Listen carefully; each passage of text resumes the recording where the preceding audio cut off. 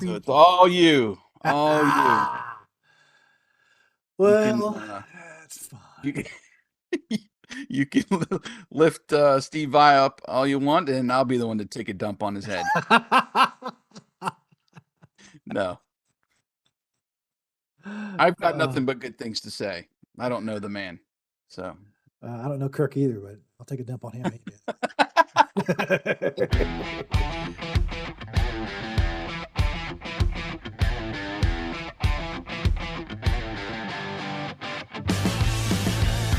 Welcome to the Greatest Lists podcast, a show about music and lists. This season, your hosts Jason and Eric are counting down the top 25 guitar solos of the 80s and the top 25 guitar solos of the 90s. Think your favorite made the list? Tune in and find out. Take it away, boys. Welcome to Greatest Lists, a music and talk podcast featuring lists of the greatest songs of all time. I am Eric, your host for this episode, and joining me, as always, is my co-host Jason. What's going on, Jason? Hey, I'm here. I'll be listening to you talk during this episode. Because you'll have nothing to say.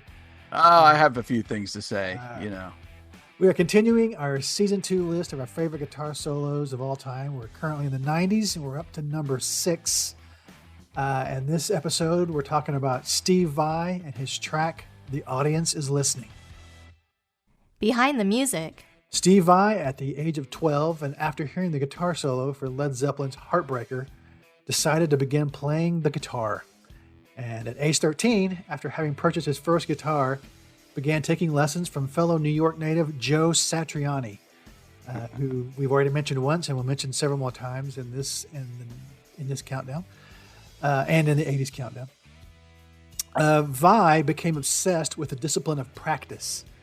Now, get this. This has always blown my mind. Vai's practice routine, consisting of a rigid and structured regimen of 10 to 15 hours a day of practicing. What? 10 to 15 hours a day practicing. How do you take the guitar to the John and practice? I mean, wouldn't you have to do that if you're practicing 15 hours a day? I mean, that's just these are the things that go through my mind, people. I apologize. That's just a ridiculous amount of practice. 15 hours a day. 10 to 15 hours a day. This became my hand would fall off, dude. Wow. Oh, yes. This became the basis of his work ethic for the rest of his career. In 1978, to further pursue his interest in music, composition, and theory, Vai attended Berklee College of Music in Boston, Massachusetts. Now, also in 1978, Vai sent a notated transcription of Frank Zappa's album, The Black Page, and a recording of his college band, Morning Thunder, to Zappa. So basically, he sat down and listened to both albums and notated and transcribed them onto paper as he was listening to them. Wow. He sent them to Zappa. Zappa was so impressed by this, he responded by putting Vai on salary to transcribe all of his works, including pieces from his albums Joe's Garage and Shut Up and Play Your Guitar. Wow.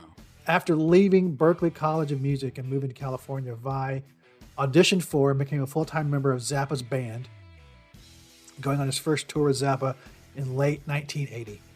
Zappa often referred to Vai as his little Italian virtuoso, and Vai is frequently listed in the liner notes of Zappa's albums as having performed stunt or impossible guitar parts. After spending some time in Frank Zappa's band, he also replaced another 80s guitar player named Yngwie Malmsteen in a band called Alcatraz. After Alcatraz, he joined David Lee Roth's band to essentially replace Eddie Van Halen. And then he joined Whitesnake for a stint. He's recorded 11 solo albums and won 3 Grammy Awards. His album, Passion and Warfare, and that's the album the song for this episode comes from, has been described as the richest and best hard rock guitar virtuoso album of the 80s. And he was voted the 10th greatest guitarist by Guitar World magazine, and has sold over 15 million records. Now he's also going to appear in our list of solos from the 80s. So I'm going to save a little thunder for that show as well. And we'll talk about his gear, his influences, and a few other things when we get him in the 80s list. Let's get personal. So my first exposure to Steve Vai was when he played for David Lee Roth on Eat 'Em and Smile. And it was because of those albums that we went and looked up his first two solo albums, which are called Flexible and Flexible Leftovers. But the first thing I ever heard from him was his playing on Yankee Rose, which we saw the video first before we ever heard the album. But he makes his guitar talk at the end of it when he's talking, or at the beginning of it when he's talking to David Lee Roth, which over the years has kind of become his thing, vocalizing with his guitar. He also does he can make his guitar sound like a train, like a locomotive, and, elephants and horses. I mean, he has this thing for vocalizing with his guitar. One of the articles that I've mentioned my buddy Dave, who I was in a band with in high school. Dave, when we were freshmen in college, read an interview with Steve Vai where he said that and now that we look back, he was writing songs for this album, Passion and Warfare, but he said that when he was writing songs for that album, he was sleep depriving himself, because after you're deprived of sleep for so long, your brain starts to release the chemical that it releases during dreams. And so you basically start hallucinating. And that was how he was writing some of the songs for Passion and Warfare. So my buddy Dave, one weekend decided to try to sleep deprive himself till he hallucinated and was going to try to write a song. And he got to 51 hours of sleep deprivation, and it never happened for him. But we were just mesmerized by the fact that that's what he was trying to do was write songs while he was hallucinating. I actually saw him live in 2016 for the 25th anniversary of the Passion and Warfare album, where he plays the entire album from start to finish, after playing for a full hour before that. And it was amazing that he played that entire album start to finish, no breaks, just kept playing song after song after song. Had other guest guitarists come in and play with him too. It was a great show. So awesome. I'm going to bet that you don't have a lot of background with Steve Vai. No, I mean, I studied under his sleep deprivation technique, and no. My closest association is with David Lee Roth. I actually, more or less, the Skyscraper album is the one that I remember having on cassette. Still do, actually, and Just Like Paradise, I love that one.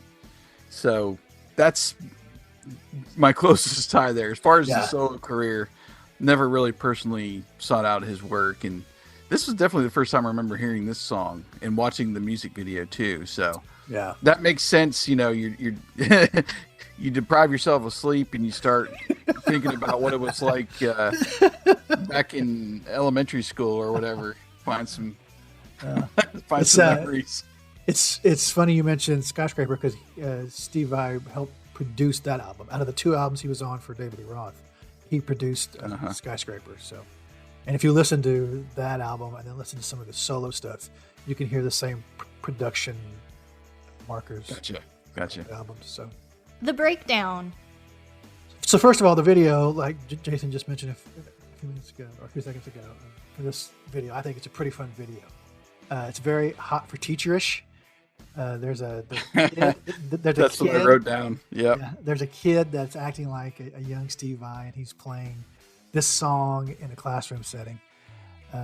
So I've always thought that was a funny video, and I remember it was in pretty heavy rotation when it first hit MTV, back in 90 or 91, something like that. So, second of all, the whammy bar abuse to start the song is the only Steve Vai lick I have ever mastered. I cannot play a thing that this guy plays except for that abusive whammy bar section. I have broken many a string trying to emulate that on this song, on any song, just going with the whammy bar. But again, I like the Eric Johnson song we talked about in 2 episodes ago. It's an instrumental song. There's really no starters or no end to the solo. It's just one long solo. Yeah. But I have stood in awe of Steve Vai since the first time I heard him play on David Lee Roth's album, and then going back to his other solo stuff. He's a virtuoso. He just plays with such ease. I mean, if you go look up some of his live videos on YouTube, he's not struggling. No. He's not struggling at all. He is very precise. Yeah. He's just so, it's just, everything just comes easy for him when he plays. And it's just fun to watch him. It's fun to watch him because you hear that stuff that he plays and you're like, God, that's amazing. And you watch him and it just flows out of him. And so when you're playing for 15 hours a day and you take it to the grocery store and fill up your car. I mean, seriously, think about where you have to play guitar to play for 15 hours a day. Yeah, that's what I'm thinking. Seriously. It's so funny. I kind of pulled a section out of there that I thought was the solo. It's so fast, and it's ridiculous, man. He is very talented. Yeah. And like you said, definitely a Hot for Teacher vibe with the video, the drums, drums too, the drum sounding. But it's just a weird song with the, it's just the teacher, yelling at him the whole time. The one part of the song I don't really like is that middle part where he's talking, in the background. It breaks down in the middle and he's kind of talking in the background. I'm not a big fan of that part. But the rest of it, it's just, it's just a goofy song, but it's just in the goofiness you hear his playing, and it's always been, I've always been in awe of him, no matter who he's played with, or what he's playing. Mm-hmm. He's just an amazing guitar player. So Steve Vai comes in at number 6 in our countdown of the top 25 solos of the 90s. I have 2 bonus songs for us today. The first one is from his 1985 album, Alien Love Secrets. And it's called Bad Horsie. And I mentioned earlier that he can make his guitar sound like a train and a horse, and you're going to hear it in this song. It's pretty cool. And then the second bonus song is from his 96 album called Fire Garden. And the song is called Little Alligators. That's one of my favorites. If you have Spotify Premium, which is what we recommend, stay tuned. You're going to hear both those bonus songs in their entirety. Free Spotify users is just going to get enough to make you mad. And then if you don't use Spotify, you're going to have to rely on the Song Whip links in the show notes. Give us your thoughts on this episode, or any episode really, at Greatest Lists on Twitter. Or you can head on over to our website, greatestlistpodcast.com, where you can stream this episode or any episode that you want to listen to.